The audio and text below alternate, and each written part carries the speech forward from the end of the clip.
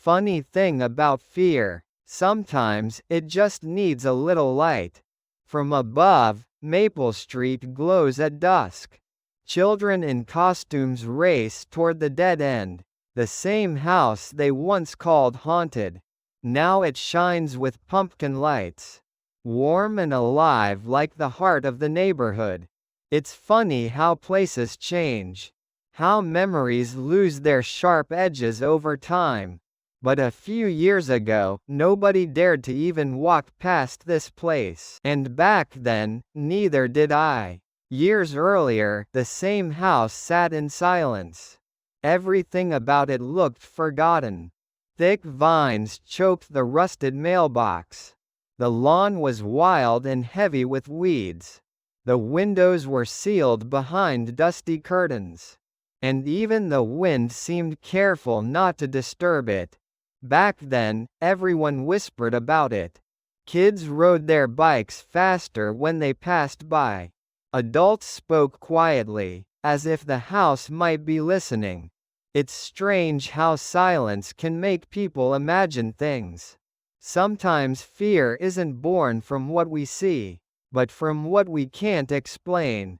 It was Halloween afternoon. They dared me to ring the bell. My name's Tommy. I was 10, and I was terrified, but fear doesn't always stop you.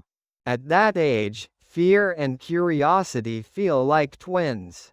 One dares you forward while the other pulls you back. My breath came out in small white clouds as I walked up the cracked path. The vines seemed to lean in closer with every step. The house loomed above me like it had been waiting. When I reached the porch, I hesitated. My finger hovered over the rusted bell. I pressed it. The sound was dull and slow. 5 seconds. 10. Nothing. And just when I started to turn away, the door moved. It opened by itself. No voice. No footsteps. Just darkness waiting inside. And in that moment, I learned something about courage. It's not about what you do when someone's watching. It's about what you do when the world holds its breath. From the darkness came a sound. Soft piano notes, one at a time. Broken, uneven, fading before they finished. I froze. There was no reason for anyone to be playing in that house, but something about it felt lonely. I leaned closer, peering through the gap. The hallway was dim, and the wallpaper peeled like old skin. I remember thinking this house isn't angry. It just looks tired. Then, a voice. Low and calm. Who's there? I ran. The sound of my sneakers hitting the walkway echoed louder than my heartbeat. My candy bag tore on the mailbox, spilling everything behind me. But I didn't stop to look back. Not once. Later, someone found a broken picture frame near the weeds. A young couple in costumes, laughing. A vampire and a flapper, frozen in another time. The man's eyes were kind. And somehow familiar. The story spread fast, the way rumors always do. Parents whispered at the grocery store. Teenagers dared each other to sneak up at night. Someone claimed they saw lights at 3 in the morning. Someone else said he talked to ghosts. Fear travels quickly when people have nothing else to talk about.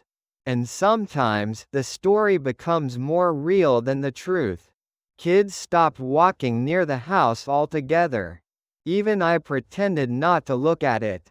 But I always did out of the corner of my eye. And every time, I wondered, if someone really lived there. Did they know we were all afraid of them? One afternoon, while waiting for the bus, I saw him, the old man, bent at the shoulders, moving slowly through his yard. He was trimming vines with garden shears, careful and quiet. He didn't seem scary, just alone. He lifted a small pumpkin, brushed off the dirt. and set it near the gate. There were faint words carved into it.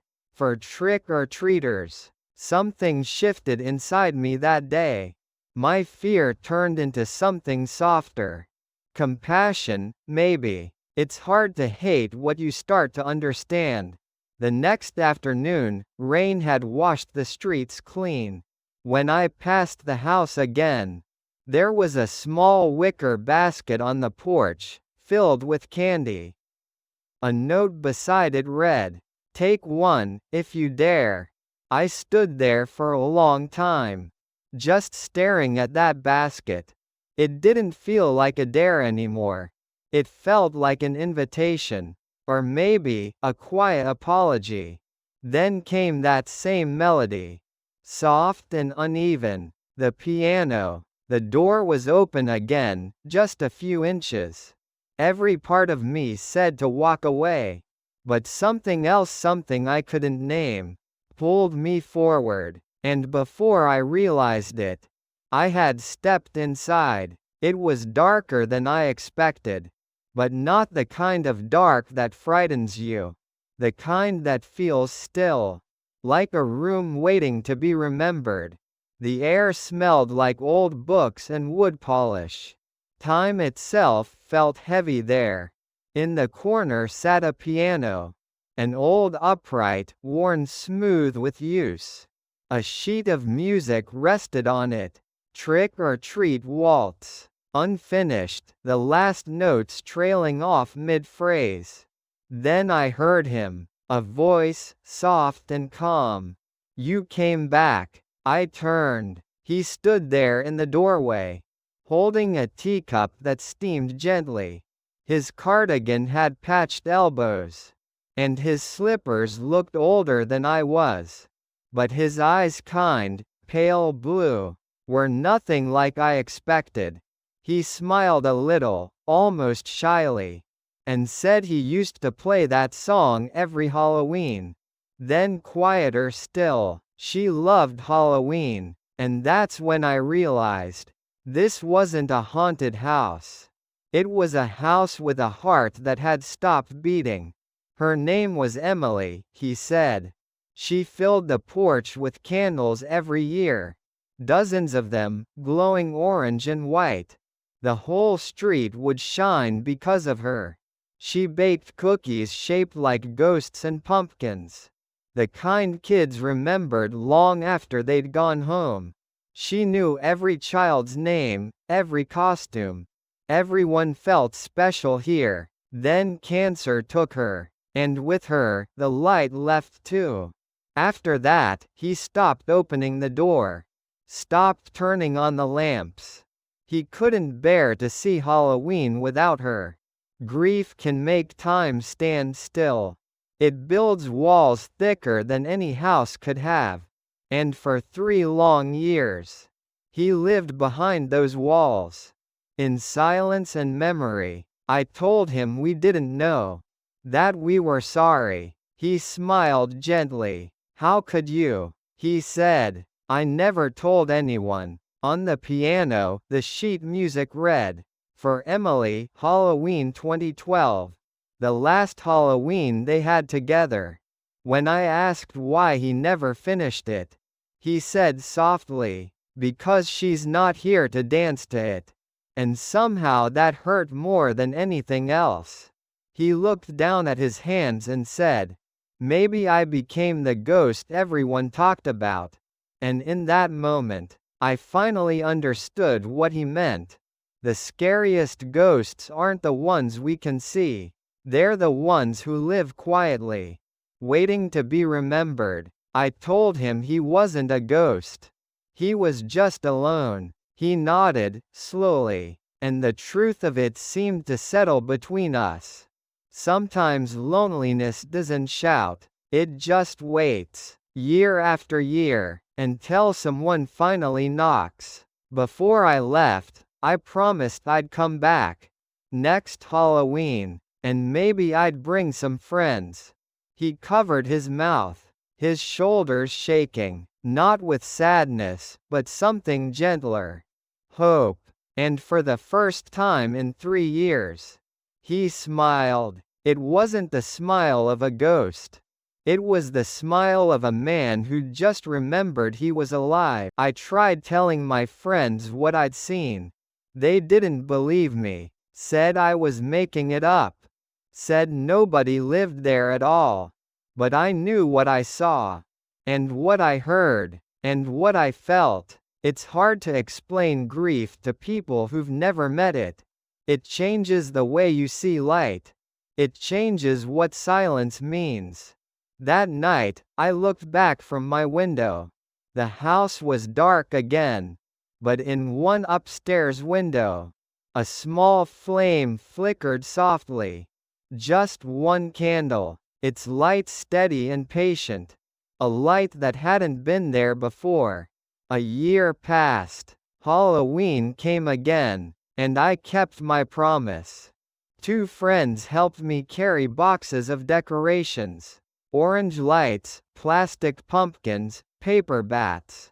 We cleared the path, trimmed the vines, and made the porch glow again. If he won't open the door, I said, then we'll make the house smile first. When we finished, the house looked alive, not perfect, not new, just ready. Then the door opened, slowly, but this time, light spilled out. Mr. Whitley stood there, wearing a clean navy cardigan, holding a tray of ghost-shaped cookies. His voice trembled as he said, "You came back." And I told him, I promised. He laughed, a sound rough from disuse, but warm, like the first note of a long-forgotten song. Inside, the piano played again. The trick-or-treat waltz. Finished this time. Down the street, a family stopped to watch. A little boy pointed. Then they came closer. The first trick-or-treaters in years. Mr. Whitley lifted the tray. "Happy Halloween," he said. And for the first time in so long, the house had company. The night felt lighter somehow. Children's laughter filled the air, and the porch glowed with orange light. Inside, the picture of Mr. Whitley and Emily sat by the piano, clean, framed, whole again. It faced the window, as if she was watching, smiling at what her home had become. Maybe the dead end was never an ending. Maybe it was just waiting for a story like this one. Years later, Maple Street still glows every Halloween. The house at the dead end is no longer haunted. It's alive. Mr. Whitley sits on the porch surrounded by candy bowls, greeting each child by name. I'm 15 now, taller, but when I wave, he still smiles the same way. Beside him, the old white rocking chair moves gently, empty but never still. Sometimes I think it sways to the rhythm of that waltz. Sometimes I think she's still there. Some houses need more than paint. They need people. They need laughter. They need company. And maybe that's what saves us too. Every Halloween night, when the sky burns orange and purple, I walk past that house and listen. I can still hear the piano. Soft, steady, full. It's not a sad sound anymore. It's a home remembering how to sing. The house at the dead end was never haunted. It was just waiting to be loved again.